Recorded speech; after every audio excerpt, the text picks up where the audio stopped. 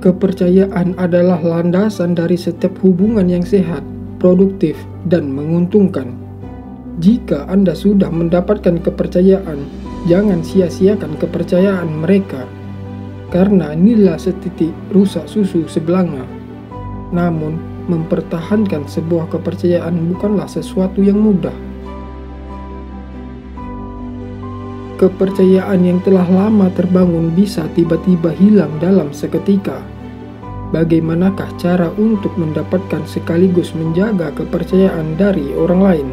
Simak beberapa langkah dalam membangun dan mempertahankan kepercayaan berikut ini. Menghindari argumen. Berdebat dengan orang lain jarang sekali membuahkan hasil. Biasanya, perdebatan justru berakhir dengan salah satu pihak semakin yakin dengan kebenarannya. Tidak peduli betapa ekspresif ataupun persuasifnya orang yang gemar dalam beradu argumen, pada akhirnya pesan tersebut tidak akan tersampaikan karena orang lain justru akan cenderung menghindari orang tersebut. Jangan pernah mengatakan kau salah. Tidak perlu menunjukkan kesalahan yang dilakukan orang lain. Hal itu tidak akan membuat kita disukai. Memberitahu orang-orang bahwa mereka salah hanya akan membuat orang memusuhi kita. Hanya sedikit orang yang mampu menanggapi dengan logis saat diberitahu bahwa mereka salah. Mulailah sebuah topik percakapan dengan benak yang kosong, seakan-akan kita tidak mengetahui topik pembicaraan tersebut. Dengan mengambil pendekatan yang lebih rendah hati dan jujur, mengakui kemungkinan bahwa kita tidak mengetahui seluruh fakta, dan mungkin kita bukanlah satu-satunya yang benar akan menuntun keterbukaan yang membuat orang lain merasa lebih nyaman, dan menumbuhkan kepercayaan untuk menceritakan segala sesuatu yang sebenarnya menjadi akar permasalahan yang sedang ia hadapi dari sudut pandang yang berbeda. Akui kesalahan dengan cepat dan sungguh-sungguh. Salah satu alasan mengapa kita begitu sulit untuk mengakui kesalahan adalah terkadang kita melupakan esensi yang terkandung dari permintaan maaf secara langsung itu sendiri, yaitu pernyataan bahwa kita sungguh-sungguh peduli dengan orang-orang yang tersakiti oleh kita, bahwa kita merasa rendah diri, dan kita ingin meluruskan permasalahan yang terjadi. Pada dasarnya, orang akan lebih bersedia memaafkan mereka yang mau mengakui kesalahannya. Jika kita menarik diri dan bersikap mengambang menanggapi kesalahan kita, sikap tersebut tidak akan melegakan diri dari rasa bersalah dan keinginan untuk membela diri serta merubah keadaan. Ada semacam kepuasan ketika kita memiliki keberanian untuk mengakui kesalahan.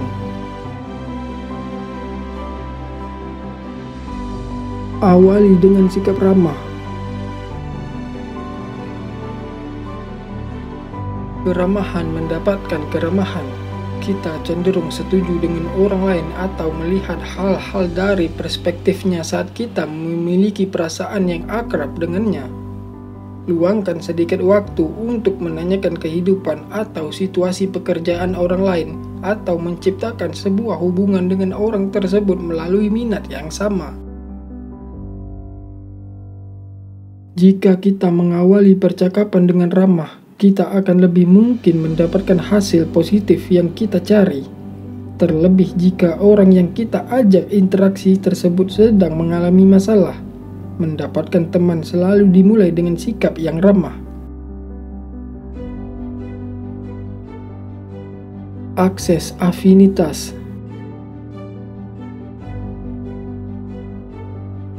Dalam komunikasi, kita harus menawarkan terlebih dahulu apa yang mereka inginkan.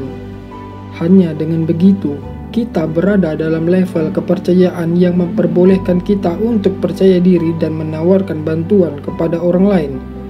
Menetapkan kesamaan atau afinitas dari awal akan mempermudah dan memperbesar kemungkinan menjalin kepercayaan dengan orang lain. Biarkan orang lain mendapatkan pengakuan. Menyerahkan pengakuan kepada orang lain untuk sebuah penghargaan tidak lahir dari aktivitas untuk mencari perhatian. Akan tetapi, hal itu merupakan suatu bentuk untuk kepercayaan diri yang luar biasa, sehingga kita dapat menjadi manusia yang jauh lebih baik saat orang-orang di sekitar kita tahu mereka memegang peranan penting tidak hanya di dalam kesuksesan bersama, tetapi juga di dalam kesuksesan pribadi kita. Kesuksesan kita sepadan dengan jumlah orang yang ingin menyaksikan kita sukses. Terlibat secara empatik.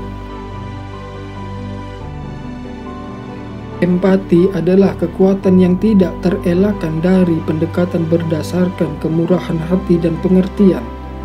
Saat kita meluangkan waktu untuk melihat dari perspektif orang lain, kita akan bersimpati kepada perasaan dan gagasannya. Kita akan mampu untuk secara tulus memahami perasaan orang tersebut dan merasakan hal yang ia rasakan ketika kita berada di posisinya. Juga sifat mulia. Kita semua ingin menjadi orang yang berarti bagi orang lain. Mengunggah sifat baik di dalam diri orang-orang akan meningkatkan kepercayaan dirinya dan membuat dirinya merasa lebih berharga. Agar dapat memiliki hubungan yang sejati dengan orang lain, kita harus memuliakan martabatnya. Dengan demikian, kita juga memuliakan martabat kita sendiri. Berbagi perjalanan. Manusia tidak ingin diperlakukan sebagai komoditas. Lebih dari itu, mereka tidak ingin kehidupan mereka dipandang sebagai kehidupan biasa. Manusia ingin merasa penting, dan cara terbaik untuk menunjukkannya adalah dengan berbagi cerita dengan mereka, serta memperbolehkan mereka untuk berbagi kisah perjalanan hebat mereka. Saat perjalanan Anda menjadi perjalanan kita akan sama-sama tertarik untuk melihat kemana perjalanan itu mengarah bersama-sama. Berikan tantangan. Semua orang menghadapi tantangan dalam hidupnya. Tidak penting seperti apa tantangan itu. Yang penting adalah bagaimana cara kita menghadapinya. Carilah sebuah kesamaan yang bisa mendorong sebuah kompetisi yang bisa memiliki arti lebih dari sekedar mencapai garis akhir, tetapi juga menawarkan pertemanan yang bertahan lama dan menggabungkan pengaruh untuk perubahan yang positif. Jika ada seseorang yang ingin kita bantu untuk berubah, berikan sebuah tantangan yang melibatkan kita juga, karena saat bersaing kita akan berusaha untuk menang, dan kemenangan itulah yang dapat membuat kita merasa sukses dan penting.